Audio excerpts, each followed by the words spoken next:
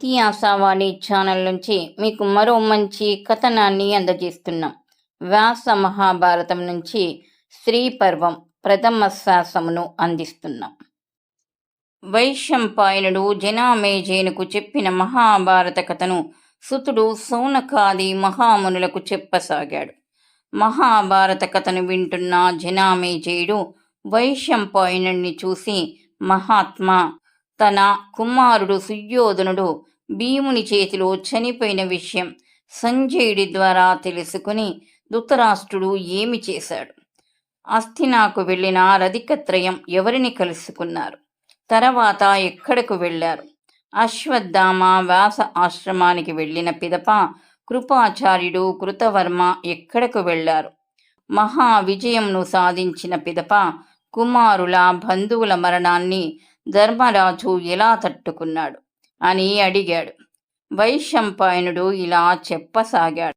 కుమారుల మరణానికి దుఃఖించిన ధృతరాష్ట్రుడు తన 9 కుమారులు యుద్ధంలో మరణించారు అని తెలుసుకున్న ధృతరాష్ట్రుడు మొదలు నరికిన వృక్షంలా కూలిపోయాడు. భరించరాని దుఃఖంలో మునిగిపోయాడు. దుఃఖభారంతో తనలో తానే కుమిలిపోతున్నాడు. సంజయుడు, ధృతరాష్ట్ర మహారాజా, ఏమిటి వెర్రి? ఎవరి కొరకు దుఃఖపడుతున్నావు? నీ శోకానికి అంతులేదా? దుఃఖాన్ని వదిలి నేను చెప్పేది విను. కురుక్షేత్ర సంగ్రామంలో 18 ఔక్షణీయుల సైన్యం మరణించారు. నీ తాతలు, తండ్రులు, అన్నలు, తమ్ముళ్ళు, బంధువులు, మిత్రులు, మిత్రరాజులు, సామంతరాజులు నీ కోసం మరణించారు కదా. వారికి దహన సంస్కారాలు చెయ్యాలి కదా. పద, యుద్ధభూమికి వెడదాం అన్నాడు. కానీ ధృతరాష్ట్రుడు కదలలేదు. తల బాదుకుంటున్నాడు. సంజయ, నా కొడుకులంతా చచ్చారయ్యా. నా వైభవమంతా నశించిందయ్యా. అతి దీనంగా బతుకుతున్న నాకు ఈ దేహం ఎందుకు? ఒకరి దయాభిక్ష మీద బ్రతకడానికా? నాది ఒక బతుకేనా? బ్రతికి నేను సాధించేది ఏముంది? ధృతరాష్ట్రుడి పశ్చాత్తాపం.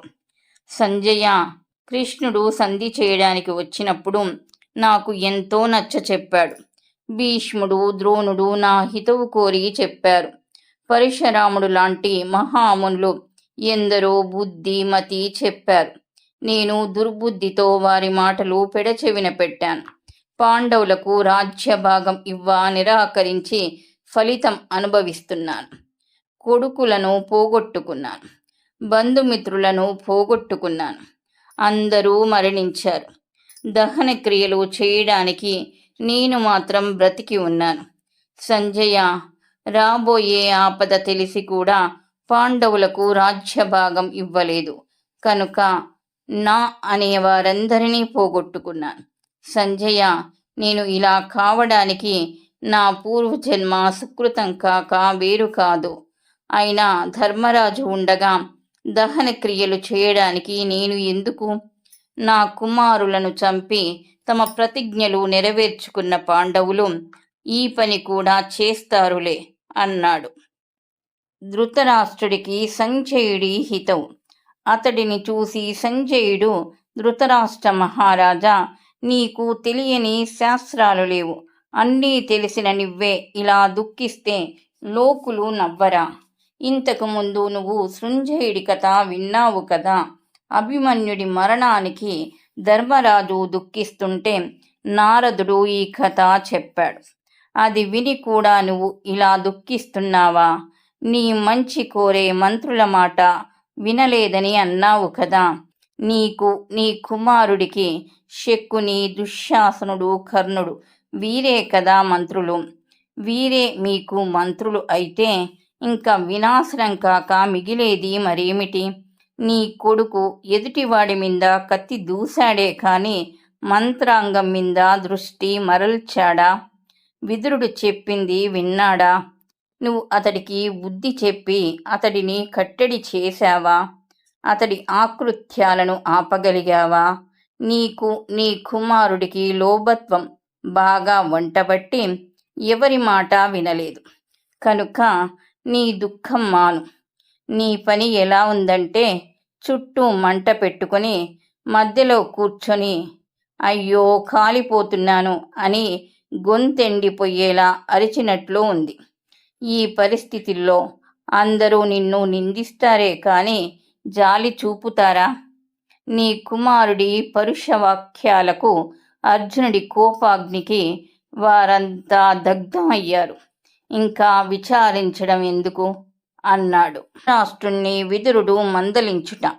ఇంతలో అక్కడకు విదురుడు వచ్చి ధృతరాష్ట్రుణ్ణి చూసి, చేసింది చాలక ఇంకా నేల మీద పడి దొర్లి దొర్లి ఏడుస్తున్నావా? ఏడ్చింది చాలు కాని ఇంకలే అన్నాడు. విదురుడి మాటలకు ధృతరాష్ట్రుడు లేచి కూర్చున్నాడు. దుఃఖమును ఆపుకున్న ధృతరాష్ట్రుణ్ణి చూసి విదురుడు, ధృతరాష్ట్ర మహారాజా, పెరుగుట విరుగుట కొరకే, కొత్త కొత్త రుచుల కొరకు అర్రులు చాస్తే ఉన్న రుచే పోతుంది. పుట్టిన ప్రతి మనిషి చావక తప్పదు. ఎంత దగ్గరైతే అంత దూరం కావడమే ప్రకృతి సహజం. దీనిని తప్పుకొనుట ఎవ్వరికైనా సాధ్యమా? యమధర్మరాజు తన పాశంతో ప్రాణుల ప్రాణమును హరించునప్పుడు వీడు మంచివాడా, చెడ్డవాడా, ధనికుడా, పేదవాడా, వీరుడా, పిరికివాడా అని చూడడు. ఎలాంటి వాడైనా చావు తప్పదు. యుద్ధం చేస్తేనే మనిషి చస్తాడా? ఎక్కడ ఉన్నా చావును తప్పించుకోలేడు. కనుక చావును గురించి, చచ్చిన వారి గురించి దుఃఖించడం దండగా. నీ కుమారులందరూ యుద్ధంలో మరణించి వీర స్వర్గం పొంది స్వర్గ సుఖాలు అనుభవిస్తున్నారు. నువ్వు వారి కొరకు దుఃఖిస్తున్నావు. అయినా పండితుడవు, జ్ఞానివి అయినా నీకు తెలియనిది ఏముంది? మనిషి పుట్టిన తర్వాత బాల్యము, యవ్వనము, అందచందాలు, ఈ ప్రకృతి అందున్న పదార్థములు అన్నీ మిథ్య, అశాశ్వతమైన, స్థిరము కాని వాటి కొరకు దుఃఖించుట తగదు. తెలివి కలిగిన వారు దుఃఖించరు. దుఃఖం సర్వ అనర్థములకు హేతువు. కాగల కార్యం మీద మనసు నిలుపు. మహారాజా, మామూలు మనుషుల ఆలోచన పరిధి చిన్నది కనుక వారు చిన్న దుఃఖమునకు కూడా తట్టుకోలేరు. తమకు ప్రియమైనది దూరమైన, కోల్పోయిన వారి జ్ఞానం నశించి దుఃఖిస్తారు. చెయ్యకూడని పనులు చేస్తారు. కానీ జ్ఞానులకు, పండితులకు ప్రియము, అప్రియము ఉండదు. అన్నీ సమానంగా చూస్తారు. ధృతరాష్ట్రుడు దుఃఖోపశమనం పొందుట. విదురుడి మాటలకు ధృతరాష్ట్రుడు దుఃఖోపశమనం పొంది, విదురా, నీ మాటలు నా దుఃఖాన్ని ఉపశమింపచేశాయి. విదురా, నువ్వు చెప్పినట్లు జ్ఞానులకు, పండితులకు అప్రియములు, ప్రియములు అనేవి లేకుండా అంతా సమానంగా చూస్తారని చెప్పావు కదా, వారు అలా ఎలా ఉండగలరు అని అడిగాడు. విదురుడు, ఓ ధృతరాష్ట్ర మహారాజా, సంసారమనే వృక్షం అరటి చెట్టు వలె దుర్బలమైంది, నిస్సారమైనది. కానీ మానవుడు ఈ సంసారమందే అనురక్తుడై నిరంతర వెదకు గురి అవుతున్నాడు. ప్రస్తుతం మనకు లభించిన ఈ శరీరం పతనమై మరొక శరీరం లభిస్తుంది. అంతేకాని ఈ శరీరం శాశ్వతం కాదు కదా. అది తెలుసుకున్నవాడు నీ మాదిరి వెద చెందడు. ఒక ఇంటి నుండి మరొక ఇంటికి పోయిన మాదిరి జీర్ణమైన ఒక వస్త్రమును వదిలి నూతనమైన వేరొక వస్త్రమును ధరించిన మాదిరి ఒక శరీరం వదిలి వేరొక శరీరాన్ని ధరిస్తాడు. కుమ్మరివాడు కుండను చేసే సమయంలో మధ్యలోనే విరగవచ్చు, లేకున్నా కుండగా తయారైన తర్వాత విరగవచ్చు. దానిని కాల్చే సమయాన విరగవచ్చు, వాడుకున్న సమయాన కింద పడి విరిగి పోవచ్చు. కనుక ఈ మట్టి కుండ ఏ దశలో విరుగుతుందో చెప్పలేం కదా. మానవుడు అంతే. పురుషుడి తేజస్సు స్త్రీ అండంతో కలిసిన పిండోత్పత్తి జరుగుతుంది. అది అండదశలో విచ్ఛిత్తి కావచ్చు. ఆ పిండం శిశువుగా రూపుదిద్దుకునే సమయంలో కానీ, ప్రసవ సమయంలో కానీ, శిశువుగా జన్మించిన తర్వాత కానీ, బాల్యంలో కానీ, యవ్వనంలో కానీ, వృద్ధాప్యంలో కానీ ఎప్పుడైనా సంభవించవచ్చు. కనుక ఈ శరీరం ఎప్పుడైనా మరణించవచ్చు. కనుక మరణానంతరం మనం చేసే సుకృత దుష్కృత ఫలితంగా స్వర్గ నరకములు ప్రాప్తిస్తాయి. కనుక మరణించిన వారి కొరకు దుఃఖించడం అవివేకం. వివేకం కలవారు ఈ సంసారం దుఃఖభూయిష్టం అని ఎరిగి దాని యందు చిక్కుకొనరు. కనుక నువ్వు చచ్చిన పుత్రుల కోసం విచారించక నువ్వు ముక్తి పొందే మార్గం ఆలోచించు అని చెప్పాడు విదురుడు. ధృతరాష్ట్రుడు దుఃఖం నివృత్తి గురించి తెలుసుకొనుట. విదురుడి మాటలకు ధృతరాష్ట్రుడు మరికొంత శాంతించిన మనసుతో, విదురా, అసలు సంసారంలో దుఃఖం ఎందుకుంటుంది? దానిని మనం ఎలా నివృత్తి చేసుకోవాలి అని అడిగాడు. విదురుడు, మహారాజా, పురుషుడి తేజస్సు స్త్రీ అండంతో కలిసిన పిండోత్పత్తి జరుగుతుంది అని నీకు ముందే చెప్పాను. క్రమక్రమంగా అవయవ నిర్మాణం జరిగి శిశువుగా రూపుదిద్దుకుంటుంది. ఆ శిశువులోనికి ప్రాణవాయువు ప్రవేశించి ఆ శిశువు గిరగిరా తిరుగుతూ బాధను అనుభవిస్తుంది. ఆ శిశువు వేదనను భరించలేక గర్భముఖద్వారం చేరుకున్న సమయంలో ఆ శిశువును గ్రహములు భూతములు ఆవహిస్తాయి. ఆ తర్వాత శిశువు జన్మించడానికి సిద్ధమై గర్భం నుండి బయటకు వస్తుంది. ఆ శిశువు బాలుడిగా ఉన్నప్పుడు శుచి అశుచి తెలియదు, వివేకము తెలియదు. ఆటపాటలతో తెలియక పొరపాటుగా అనేక దుష్ట కార్యాలు చేస్తాడు. బాల్య చేష్టాలతో బాల్యావస్థ దాటగానే యవ్వనంలోకి ప్రవేశించగానే కామపరమైన ఆసక్తి జనిస్తుంది. స్త్రీ సౌఖ్యం కొరకు పాకులాడుతాడు. ఆ సమయంలో అధికంగా ఇంద్రియలోలత్వం వలన సుఖము దుఃఖము అనుభవిస్తాడు. కోరికలతో వేగిపోతూ అనేక దుష్కార్యములు చేస్తాడు. బాల్యంలాగే యవ్వనము గడిచిపోతుంది. వృద్ధాప్యంలోకి ప్రవేశిస్తాడు. అప్పుడు శరీరంలోని బలము శక్తి ఉడిగి పొయ్యి వ్యాధి పీడితుడు అవుతాడు. అయినా ఉచిత అనుచితాలు తెలియక అనుచిత కార్యములను చేస్తాడు. వ్యాధి ప్రాబల్యంతో వయోభారంతో కృంగి కృషించిపోతాడు. అప్పుడు యముడు వచ్చి తన పాశంతో ప్రాణములను హరిస్తాడు. ఈ జీవుడు పోలేక యాతన అనుభవిస్తాడు. అంతటితో ఈ జన్మ ముగుస్తుంది.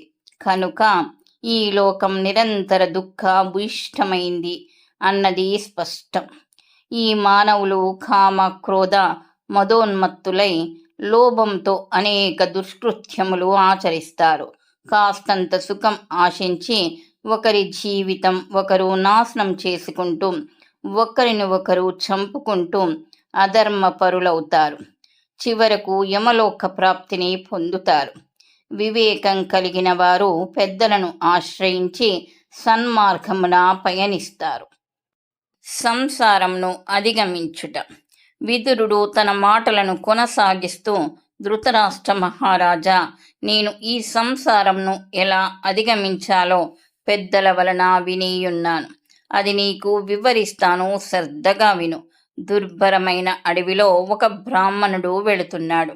అప్పుడు పులులు సింహాలు ఏనుగులు మొదలైన అడవి జంతువులు అతడిని వెన్నంటాయి. ఆ బ్రాహ్మణుడు ప్రాణభయంతో అడ్డదారిలో పరిగెడగా ఆ క్రూర జంతువులు అతడిని వదిలి వెళ్ళిపోయాయి. ఇంతలో ఒక దొంగల గుంపు అతడిని అడ్డగించింది. ఆ బ్రాహ్మణుడు ప్రాణభయంతో కాళ్ళు గజగజ వణుకుతుండగా చలనరహితంగా నిలబడ్డాడు. చుట్టూ పరికించి చూసి తనను రక్షించడానికి ఎవరూ లేనందున వెనక్కి తిరిగి పారిపోసాగాడు. వెనక నుండి దొంగలు, ముందు నుండి క్రూర జంతువులు. ఎంత పరుగిడినా అడవికి అంతూ దొరకడం లేదు. ఇంతలో భయంకర ఆకారంతో ఉన్న ఒక స్త్రీ అతడిని కౌగలించుకుంది. అతడిలో భయం ఇనుమడించింది. 5 తలలు కలిగిన ఏనుగులను చూశాడు. ఆ స్త్రీని విడిపించుకొని పరిగెడుతూ లతలతో నిండి పైకి కనిపించని బావిలో పడ్డాడు. పడుతూ బలమైన తీగను ఒకదానిని పట్టుకొని తలకిందులుగా వేలాడసాగాడు. క్రిందికి చూడగా ఒక పెద్ద పాము నాలుకలు భయంకరంగా చాస్తూ అతడి వైపు రాసాగింది. పైకి చూడగా 6 తలలు, 12 కాళ్లతో ఒక ఏనుగు బావి చెంత ఉన్న ఒక చెట్టు వద్దకు వచ్చింది. ఆ చెట్టు చిత్ర విచిత్ర రంగులతో వెలిగిపోతుంది. తుమ్మెదలు ఆ చెట్టులోని మకరందం తాగుతున్నాయి. కానీ నల్లని తెల్లని ఎలుకలు ఆ చెట్టు మొదలును కొరుకుతున్నాయి. ఆ చెట్ల పూల నుండి బొట్టు బొట్టుగా మధువు ఆ బ్రాహ్మణుడి నోట్లో పడుతుంటే అతడు దానిని త్రాగి ఆనందిస్తున్నాడు. ఆ మధువు ఎంత త్రాగినా తృప్తి తీరక తను ఉన్న దుస్థితిని మరిచి ఆనందిస్తున్నాడు. ఈ విధంగా ఆ బ్రాహ్మణుడికి కింద ఉన్న పాము, పైన ఉన్న భయంకర ఆకార స్త్రీ, క్రూర మృగములు, ఎలుకలు కొరకడంతో ఏ నిమిషం అయినా పడడానికి సిద్ధంగా ఉన్న చెట్టు, వేచి ఉన్న దొంగలు, జుంకారం చేస్తున్న తుమ్మెదలు, వీడితో మనసు కాకవికలు అవుతున్నా అతడికి జీవితం మీద వ్యామోహం పోలేదు, ప్రాణముల మీద తీపి చావలేదు అన్నాడు విదురుడు. ధృతరాష్ట్రుడు, విదురా, ఈ కథ నాకు అర్థం కాలేదు, వివరంగా చెప్పు అన్నాడు. సన్మార్గ బోధన. విదురుడు, మహారాజా, ఈ ప్రపంచంలో పెద్దలు మనుషులకు సన్మార్గ బోధన చెయ్యటానికి ఈ కథ చెప్తారు. ఈ కథ మన జీవితం లాంటిది. ఈ కథని వివరిస్తే కానీ అర్థం కాదు. ఆ బ్రాహ్మణుడు పయనిస్తున్న అడవి సంసారం. అందు ఉన్న క్రూర మృగములు, దొంగలు, మృగముల కొరకు పన్నిన ఉచ్చులు, రోగములు, భయంకర ఆకారంతో పయనిస్తున్న స్త్రీ, ముసలితనం, 5 తలలు ఏనుగు, పంచేంద్రియాలు, బావిలో ఉన్న పాము, యమధర్మరాజు, ఆ బ్రాహ్మణుడు పట్టుకున్న తీగ, బతకాలన్న ఆశ, ఆ ఒడ్డున ఉన్న చెట్టు, ఆయుష్, దానివైపు వచ్చిన ఏనుగు, 1 సంవత్సర కాలం, దాని 6 తలలు, 6 ఋతువులు, 12 కాళ్ళు, 12 నెలలు, ఆ చెట్టును కొరుకుతున్న నల్లని తెల్లని ఎలుకలు రాత్రి పగలు, ఆ బ్రాహ్మణుడి చుట్టూ జూంకారం చేస్తున్న తుమ్మెదలు, కోరికలు, పూల నుండి స్రవిస్తున్న మకరందం, సుఖ సంతోషాలు. తన చుట్టూ ఇన్ని బాధలు ఉన్నా జీవుడు ఆ సుఖ సంతోషాల కొరకు పాకులాడుతుంటాడు. కలకాలం బతకాలని అనుకుంటాడు. బ్రాహ్మణుడే జీవుడు. ఇదే సంసార చక్రం. వివేకవంతులైన వారు ఈ సంసార చక్రంలో బంధించబడక వెలుపలి నుండి చూస్తూ శాశ్వతమైన ఆనందాన్ని పొందుతారు. విదురుని జ్ఞానబోధ. ఓ ధృతరాష్ట్ర మహారాజా, నిరంతరం ప్రాపంచిక సుఖాల కొరకు పరితపిస్తూ ఈ బురద గుంటలో మునుగుతూ తేలుతూ తనను తాను మరిచిపోతాడు మానవుడు. శరీర బలం తగ్గగానే రోగాలు ఆవహిస్తాయి. ముసలితనం మీద పడి అందం అంతరించి దైన్యం ఆవహిస్తుంది. సుఖాలు అనుభవించడానికి పనికిరాక దిక్కులేని చావు చస్తాడు. మహారాజా, ఈ దేహమే ఒక రథం. బుద్ధి రథసారథి, పంచేంద్రియములే గుర్రములు, మన ఆలోచనలే పగ్గాలు. పంచేంద్రియాలు అనే గుర్రాలు అదుపు తప్పి ప్రవర్తించినప్పుడు బుద్ధి అనే పగ్గాలు పటిష్టంగా లేని ఎడల గుర్రాలు ఇచ్చ వచ్చిన రీతిలో ప్రవర్తిస్తాయి. కనుక బుద్ధిని ఉపయోగించి ఆలోచనలు అనే పగ్గాలతో వాటిని నియంత్రించిన మానవుడు దుఃఖభాజనుడు కాడు. పుట్టినప్పటి నుండి ఈ జీవితం యమధర్మరాజు ఆధీనంలో ఉంటుంది. ఈ జీవితం అనేక దుఃఖాలకు మూలం. వివేకవంతులు వివేకం అనే మందును ఉపయోగించి తమ దుఃఖాలను తొలగించుకుంటారు.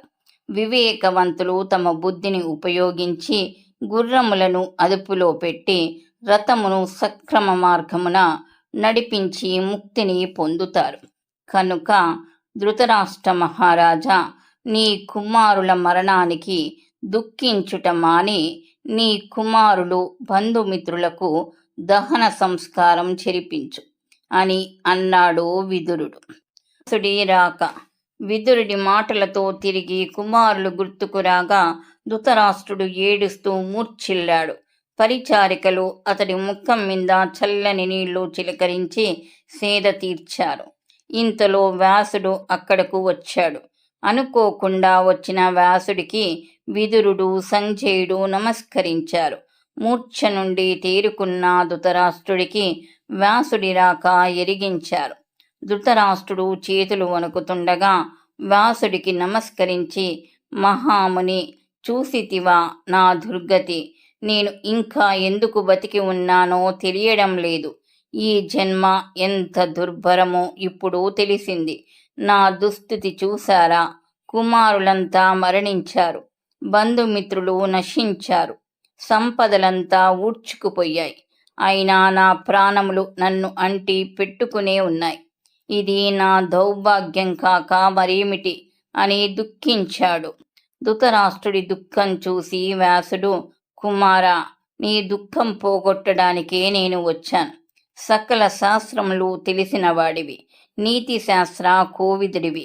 చనిపోయిన కుమారుల కొరకు దుఃఖించుట సమంజసం కాదు. పుట్టినవాడు మరణించక తప్పదు. ఈ జీవితం ఎవ్వరికీ శాశ్వతం కాదన్న జ్ఞానం ఎరిగి దుఃఖం పోగొట్టుకొని నీ తర్వాతి కర్తవ్యం నెరవేర్చు. కుమారా, అసలు నీ కుమారులకు, పాండుసుతులకు నీకు తెలియకనే వైర్యం సంభవించిందా? కురువంశ నాశనాకారకుడు నీ కుమారుడు కాదా? ఇంక నువ్వు దుఃఖించడం తగునా? జూద క్రీడ సమయమున విదురుడు నీకు అనేక విధములా చెప్పినా నువ్వు వినక ఫలితం అనుభవిస్తున్నావు. ఇదంతా ఈశ్వర సంకల్పమే. పోనీలే, బాధపడకు, దుఃఖం పోగొట్టుకో, బాధపడకు. నీకు మేలు కోరి నీకు ఒక దైవరహస్యం చెప్తాను, విను. ధృతరాష్ట్రుడికి వ్యాసుడు దేవరహస్యం చెప్పుట. ఒకసారి నేను దేవసభకు వెళ్ళాను. అక్కడ ఇంద్రాది దేవతలు, నారదాది మహామునులు ఉండగా భూదేవి అక్కడికి వచ్చి దేవతలను చూసి ఇలా అన్నది, దేవతలారా, ఇది వరకు మీరు నాకు పెరిగిన భూభారం తగ్గించటానికి ఉత్సుకత చూపారు. ఎందుకనో ఆ మాట మరిచారు. నాకు రోజు రోజుకు భారం పెరిగిపోతుంది. దీనిని తగ్గించే ఉపాయం ఆలోచించండి అని అడిగింది. అప్పుడు శ్రీ మహావిష్ణువు చిరునవ్వుతో, భూదేవి, నువ్వడిగిన దానికి తగు సమయం ఆసన్నమైంది. ధృతరాష్ట్రుడు అనే మహారాజుకు 9 కుమారులు కలుగుతారు. అందులోని జ్యేష్ఠుడైన దుర్యోధనుడు నీ కోరికను తీరుస్తాడు. ఇది త్వరలో సంభవించగలదు. అతడి కారణంగా కురుక్షేత్ర సంగ్రామం జరుగుతుంది. అతడికి ఈ భూమిలోని రాజులంతా సహాయానికి వచ్చి నశించిపోతారు. సోదర సమేతంగా దుర్యోధనుడు మరణిస్తాడు. నీ భారం తగ్గగలదు అని పలికాడు. ఆ మాటలకు భూదేవి సంతసించి అక్కడి నుండి వెళ్ళిపోయింది. విష్ణు ఆదేశానుసారం కలిపురుషుడు దుర్యోధనుడిగా జన్మించాడు. అతడు మహాబలిష్ఠుడు, కోపిష్టి, పరుల ఉన్నతిని సహించలేడు. అతడు ఎవరినీ లక్ష్యపెట్టక అందరితో వైర్యం పెట్టుకొని అతడికి తోడుగా అతడి మేనమామ శకుని, తమ్ముడు దుశ్శాసనుడు, అంగరాజు కర్ణుడు అనుచరులుగా ఉంటారు. అనేక దుష్కర్మలు ఆచరించి వాటి కారణంగా సోదర, బంధు, మిత్ర సమేతంగా నశిస్తాడు. ఇది దేవతల అభిష్టం కనుక నువ్వు దుఃఖించ పని లేదు. వ్యాసుడు ధృతరాష్ట్రుడికి ధైర్యం చెప్పుట. కాని నీ మనసులో ఒక సందేహం ఉంది. పాండుసుతులు నిన్ను ఆదరిస్తారో లేదో అని శంకిస్తున్నావు. పాండవుల వలన నీకు కీడు జరగదు. నీ కుమారుడికి భూమిని అంతా పాలించాలని దుర్బుద్ధి పుట్టి పాండవుల రాజ్యమును అన్యాయంగా అపహరించి వారి రాజ్యాన్ని వారికి ఇవ్వక వారికి కీడు తలపెట్టినా వారు నీ ఎడల ఇంచుక అపకార బుద్ధిని ప్రదర్శించలేదు. సంధి కొరకు ప్రయత్నించారు. నేను కూడా అనేక విధముల సంధి చేసుకునుట మంచిదని నీ కుమారునకు చెప్పాను. నీ కుమారుడు ఎవ్వరి మాటలు లక్ష్యపెట్టక ఇప్పుడు ఫలితం అనుభవించాడు. ఇదంతా దైవ నిర్ణయం, ఎవరూ తప్పించలేరు కనుక నీ కుమారుల కొరకు నువ్వు చింతించ పని లేదు. నీ తమ్ముని కుమారుడు ధర్మరాజు అజాతశత్రువు. అతడు సాటి మనుషుల అందే కాదు, పశుపక్షాదుల యందు జాలి కలిగి ఉంటాడు. ఈ విషయం నీకు తెలుసు. ధర్మరాజుకు నీ యందు విముఖత లేదు కనుక పాండవులను నీ కుమారుల వలె ఆదరించు. మహాజ్ఞానివైన నువ్వు నీ శోకాన్ని జ్ఞాన అగ్నిలో దగ్ధం చేయి, ప్రశాంతిని పొందు అని పలికాడు వ్యాసుడు. ధృతరాష్ట్రుడు వ్యాసుడితో, మహానుభావ, అమృతతుల్యమైన నీ మాటలు నాకు దుఃఖోపశమనం కలిగింది. నేను పాండవులను నా కుమారుల వలె ఆదరిస్తాను అని పలికాడు. ఆ మాటలు విని వ్యాసుడు ధృతరాష్ట్రుణ్ణి ఆశీర్వదించి వెళ్ళాడు. ధృతరాష్ట్రుడు సంజయుణ్ణి చూసి, సంజయ, మనం యుద్ధభూమికి వెళదాం. అందుకు కావలసిన సన్నాహములు కావించండి. గాంధారిని, అంతఃపుర స్త్రీలను ప్రయాణమునకు సిద్ధం కమ్మని చెప్పు అన్నాడు. సంజయుడు ధృతరాష్ట్రాదులు యుద్ధభూమికి పోవడానికి సన్నాహాలు పూర్తి చేశాడు. ధృతరాష్ట్రుడు గాంధారి యుద్ధభూమికి వెళ్ళుట. పుత్రశోకంతో గాంధారికి అడుగులు తడబడుతున్నాయి. గాంధారి కోడళ్ళు కంటికి మంటికి ఏకధారగా ఏడుస్తున్నారు. దుఃఖభారంతో నడుస్తున్న వారు పైట తొలగిన జుట్టు విడివడినా పట్టించుకునే స్థితిలో లేరు. కుంతీదేవి వారిని ఓదారుస్తుంది. అందరూ ఓదారుస్తున్నారు. హస్తినాపురంలో ఉన్న సాధారణ స్త్రీల పని అలాగే ఉంది. వారిని ఓదార్చేవారే కరువయ్యారు.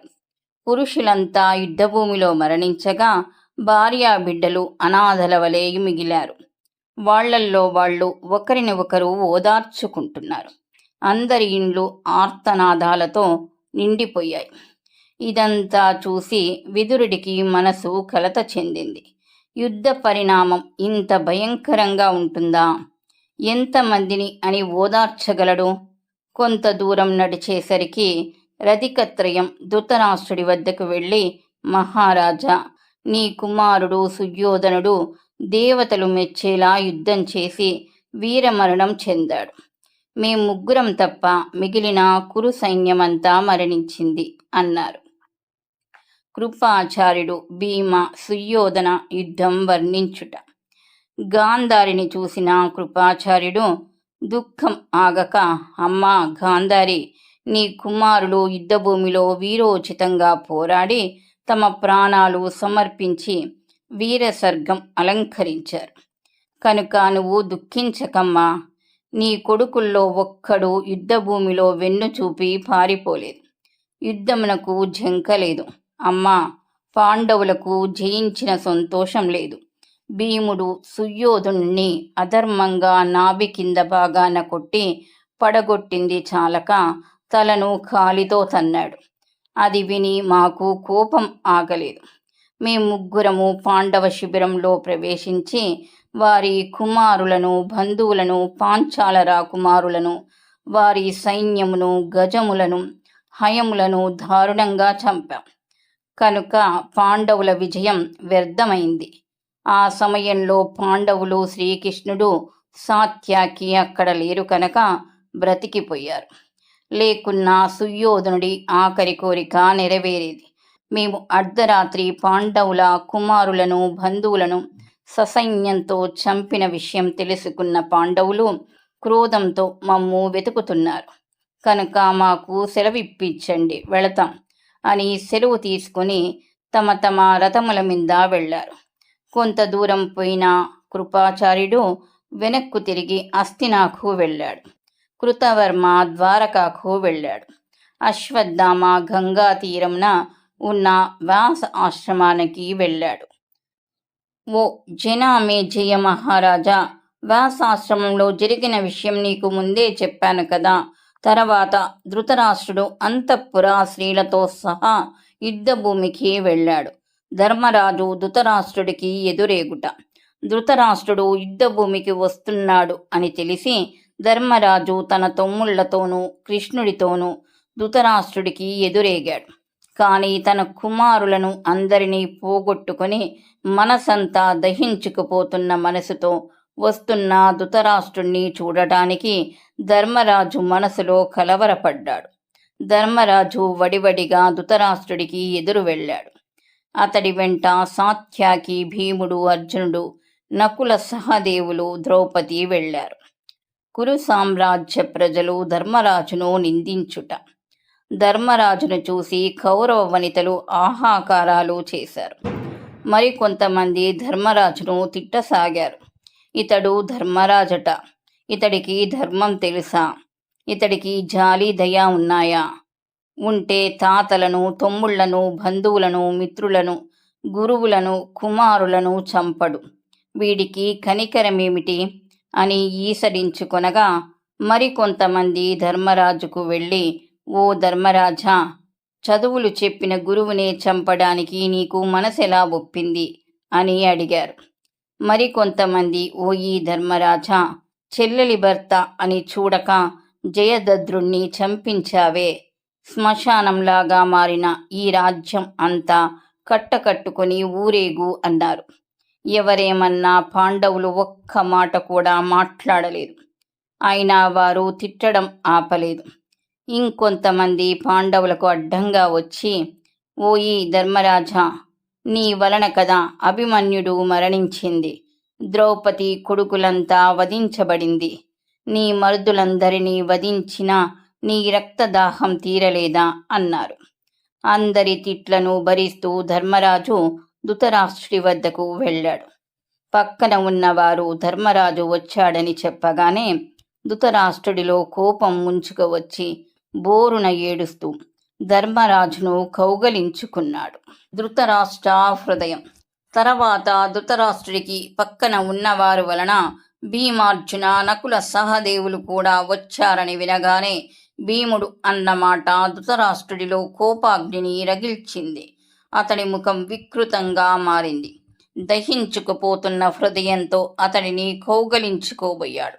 ఏదో ప్రమాదం జరుగుతుందని ముందుగా ఊహించిన కృష్ణుడు తను ముందే సిద్ధంగా ఉంచిన భీముని విగ్రహాన్ని అతడి ముందుకు తోశాడు. లోహ విగ్రహమే భీముడు అనుకొని ధృతరాష్ట్రుడు గాఢ కౌగిలిలో బంధించి దానిని ముక్కలు చేశాడు. ఆ ముక్కలు గుచ్చుకొని ధృతరాష్ట్రుడి శరీరానికి గాయాలు అయ్యాయి. ముఖం నుండి రక్తం స్రవించగా అతడు మూర్ఛిల్లాడు. తర్వాత నా కుమారులను చంపిన వాడిని చంపి నా పగ తీర్చుకున్నాను అంటూ లేచాడు. అతడి ముఖంలో సంతోషం వెల్లివిరిసినా పక్కన ఉన్నవారు ఏదైనా అనుకుంటారన్న జంకుతో దుఃఖాన్ని అభినయిస్తూ భీముడి మరణానికి ఏడవసాగాడు. పక్కన ఉన్న శ్రీకృష్ణుడు ధృతరాష్ట్రుడి భుజం తట్టి, ధృతరాష్ట్ర మహారాజా, భీముడు జీవించే ఉన్నాడు. నువ్వు దుఃఖించవలసిన అవసరం లేదు. భీముడి మీద నీకు ఉన్న క్రోధం ముందుగా ఊహించి అతడికి బదులుగా భీముని వంటి విగ్రహాన్ని నీ ముందుంచాను. నువ్వు నలిపింది భీముని విగ్రహాన్నే కాని భీముణ్ణి కాదు. ధృతరాష్ట్ర మహారాజా, నీ బలం ముందు ఈ భీముడెంత? ఈ 3 లోకాల్లో నీకు సాటి రాగల బలాఢ్యుడెవడు? కొడుకులు పోయారన్న దుఃఖంతో భీముణ్ణి చంపాలనుకున్నా భీముడికి నీ చేతిలో చావు లేదు కదా. అయినా మహారాజా, భీముడే కాదు, పాండవులు అందరినీ చంపినా నీ కుమారులు తిరిగి వస్తారా? అనవసరంగా అపవాదం మూట కట్టుకోవడం తప్ప అన్నాడు. శ్రీకృష్ణుడు ధృతరాష్ట్రుడి దోషం ఎత్తి చూపుట. ధృతరాష్ట్రుడు సిగ్గుతో తల వంచుకున్నాడు. తన ఒంటికి అంటుకున్న రక్తం, గాయాల నుండి స్రవిస్తున్న రక్తం కడుక్కున్నాడు. తిరిగి కృష్ణుడు, ధృతరాష్ట్ర మహారాజా, వేదాంగ పారంగతుడు. ఎన్నో శాస్త్రములను, పురాణములను విని వాటి సారం గ్రహించిన నువ్వు నీ తప్పు తెలుసుకోకుండా ఇతరులను నిందిస్తూ నీలో నువ్వే దుఃఖిస్తున్నా. నాడు నేను, భీష్ముడు, ద్రోణుడు, విదురుడు, మహామునుడు నీకు పరిపరి విధములా చెప్పినా లక్ష్య పెట్టక కోరి యుద్ధం కొని తెచ్చుకొని ఇప్పుడు ఫలితం అనుభవిస్తున్నా.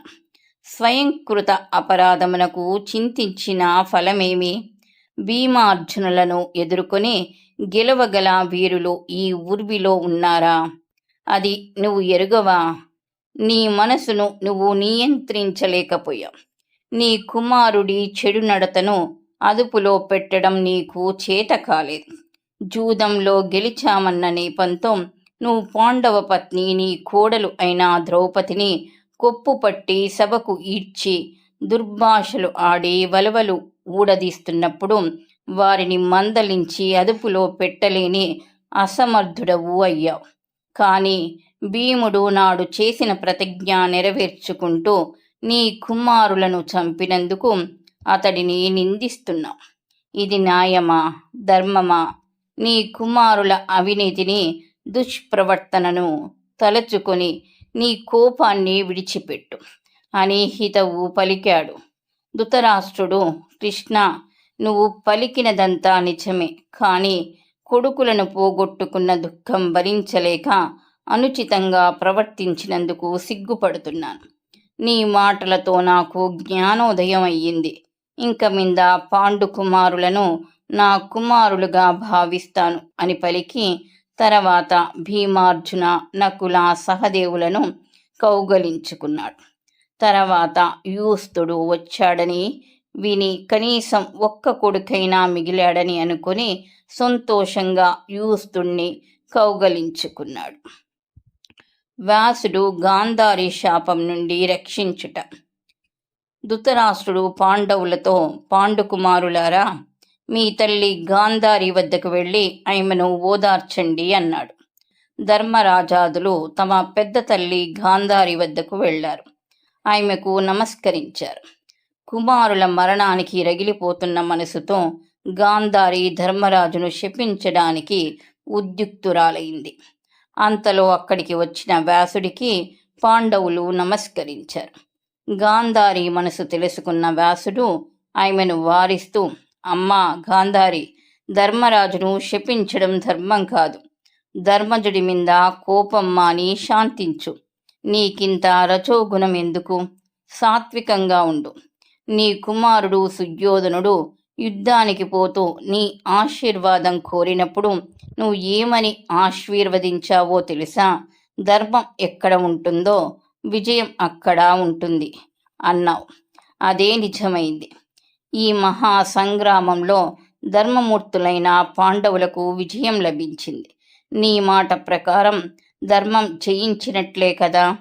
అసూయను వదిలి పాండవులలో ఉన్న ధర్మనిరతిని చూడు. నిదానించి యోచించినా నీకే అర్థం అవుతుంది. అమ్మా గాంధారి, జరిగిపోయిన విషయం తలచి బాధపడినా ఫలితమేమి?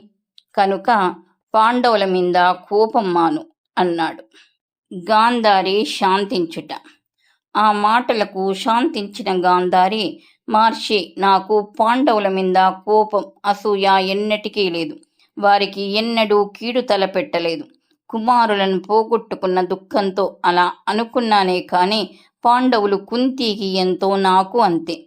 నా కుమారుడి దుర్బుద్ధి, దుర్మార్గులైన శకుని, కర్ణ, దుశ్శాసనుల దుర్బుద్ధులు కురువంశ నాశనానికి కారణమయ్యాయి. కానీ వీరు కాదు.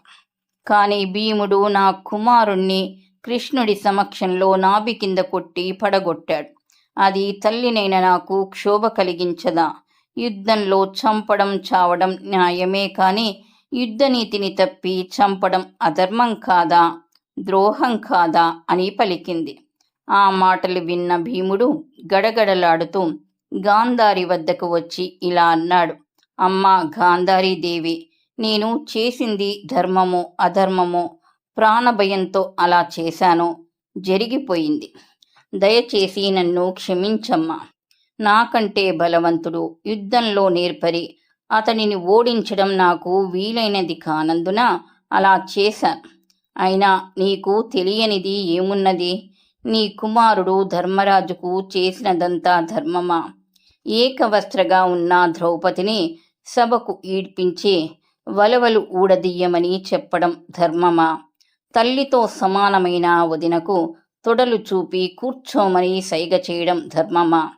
ఆ సమయంలో ఆగ్రహించిన నేను చేసిన ప్రతిజ్ఞ నెరవేర్చుకోవడానికి నీ కుమారుని తొడలు విరిచాను.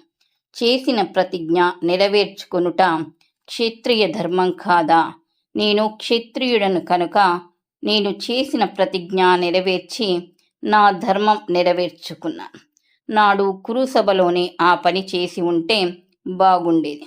కానీ ధర్మరాజు నన్ను ఆపాడు కనుక ఊరుకా ఉన్నాను. అన్నమాట మీరలేక అడవులకు వెళ్ళి అష్టకష్టాలు పడ్డాం. మా అన్నయ్య ధర్మరాజు శ్రీకృష్ణుణ్ణి కురుసభకు రాయభారానికి పంపే సమయాన నా పలుకులు విని ఉంటే నువ్వు నన్ను తప్పుపట్టి ఉండేదానివి కాదు. నేను సుయోధన అన్నతమ్ముళ్ళమైన మనకు వైర్యం తగదు. నలుగురు వేలెత్తి చూపేలా నడుచుకోవడం తగదు. మా రాజ్య భాగం మాకు ఇచ్చినా అందరం సుఖంగా ఉంటాము అన్నాను. నీ కుమారుడు ఆ మాట విని ఉంటే ఇలా జరిగి ఉండేదా? ఎవరి మాటను లక్ష్య పెట్టక మాతో యుద్ధం కొని తెచ్చుకున్నాడు. పోగొట్టుకున్న రాజ్యం కొరకు ధర్మరాజు చేసిన ప్రతిజ్ఞ నెరవేర్చుకొనుటకు నేను యుద్ధం చేశాం. మా కర్తవ్యం మేము నిర్వహించాం. సర్వం తెలిసిన నువ్వే ఏది ధర్మమో నిర్ణయించు అన్నాడు. గాంధారి దుశ్శాసనుడి మరణం గురించి భీముణ్ణి ప్రశ్నించుట. గాంధారి కొంతసేపు ఆలోచించింది. భీమసేన, నువ్వు చెప్పినది నిజమే అయినా నా కుమారుని తొడలు విరుచుట ధర్మమా? నీ ప్రతిజ్ఞ నువ్వు నెరవేర్చుకున్నావులే. కానీ భీమసేన, యుద్ధంలో శత్రువులను చంపవచ్చు. కానీ సాటి మానవుని గుండెలు చీల్చి రక్తం తాగే క్రూరులు ఎక్కడైనా ఉంటారా? రాక్షసులు మాత్రమే చెయ్యగలిగిన ఆ పని నువ్వు చేసి ఉక్రోధరుడని నీ పేరు సార్థకం చేసుకున్నావా? ఇది ధర్మమా అని అడిగింది. భీముడు, సాటి మానవుడి రక్తం తాగడానికి నేను అంతటి క్రూరుణ్ణా? నాడు ద్రౌపది కుప్పు పట్టి ఈడ్చినప్పుడు నేను చేసిన ప్రతిజ్ఞ నెరవేర్చుకోవడానికి నేను అలా చేశాను. కానీ నెత్తురు నోటికి తాకించానే కానీ తాగలేదమ్మా. అలా చేయటానికి నేను రాక్షసున్నా? అమ్మా, ఇంకొక విషయం, నేను దుశ్శాసుని చంపినప్పుడు కురువీరులు నన్ను చుట్టుముట్టి ఉన్నారు. స్వీయ రక్షణ కొరకు అలా భీకరాకారం దాల్చాను. కానీ నేను అంతటి క్రూరుణ్ణి కాదమ్మా. ఆ సమయంలో నేను అలా చెయ్యకుంటే కురువీరులు నన్ను ముక్కలు చేసి ఉండేవాళ్ళు. సాటి మనుషుల రక్తం తాగి వెర్రివాడిలా కరుణ లేకుండా తాగి పాతకం చేసేంత దుర్మార్గుడినా? నేను అంత పాపాత్ముణ్ణు కాను. నన్ను నమ్ము అమ్మా, నేను రక్తం తాగలేదు అన్నాడు. గాంధారి ఆగ్రహం. గాంధారి అంతటితో ఊరుకోలేదు. భీమసేన, నాకు 9 కొడుకులు. ఈ గుడ్డి వాళ్లను కడతీర్చడానికి ఒక్క కొడుకునైనా మిగల్చకుండా అందరినీ దయాదాక్షిణ్యం లేకుండా చంపావే. ఇది ధర్మమా? 9 కుమారుల్లో నీకు అపకారం చెయ్యని వాడు ఒక్కడైనా నీకు కనిపించలేదా? ఒక్క కుమారుణ్ణి మిగిల్చినా నీ ప్రతిజ్ఞ నెరవేరదా? నీ అన్న ధర్మరాజు రాజ్యం చేయడానికి నా కుమారుడు అడ్డు వస్తాడని అలా చేశావా అని పక్కకు తిరిగి, ఎక్కడా ఆ మహారాజు ధర్మరాజు అని కోపంగా అరిచింది.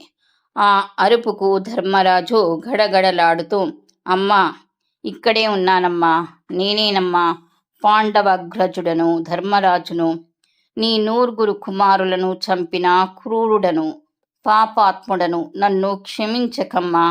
నీ ఇష్టం వచ్చినట్లు దూషించి నీ శాపాగ్నిలో నన్ను దగ్ధం చెయ్యి.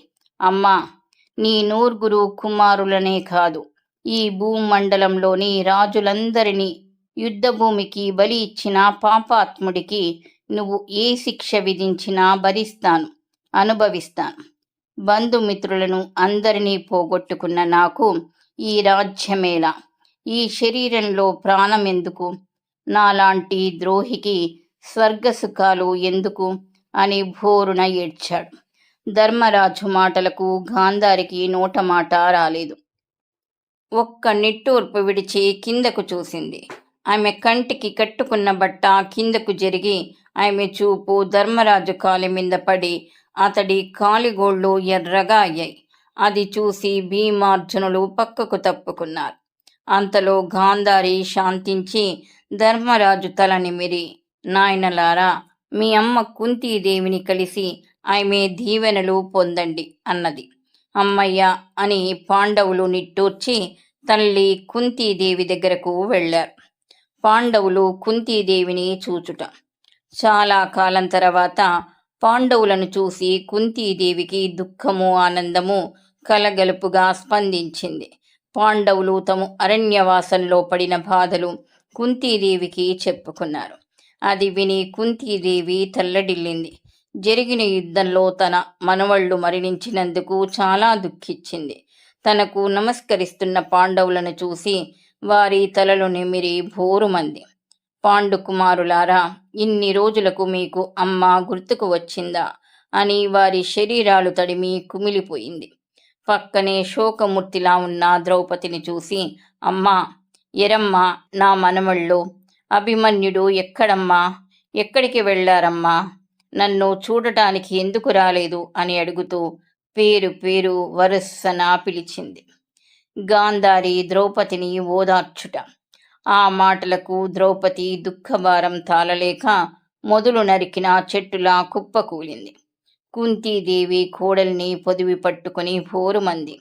కొంతసేపటికి తేరుకొని ద్రౌపదిని ఓదార్చి గాంధారి వద్దకు తీసుకువెళ్ళింది. గాంధారి ద్రౌపదిని ఓదారుస్తూ, అమ్మా ద్రౌపది, ఊరుకోమ్మా, పాండవులకు మాత్రం కొడుకులను పోగొట్టుకున్న బాధ లేదా? మీ అత్త కుంతీదేవికి మాత్రం మనవళ్లను పోగొట్టుకున్న దుఃఖం లేదా? అమ్మా ద్రౌపది, నువ్వు నేను ఒకే మాదిరి శోకం అనుభవిస్తున్నాం.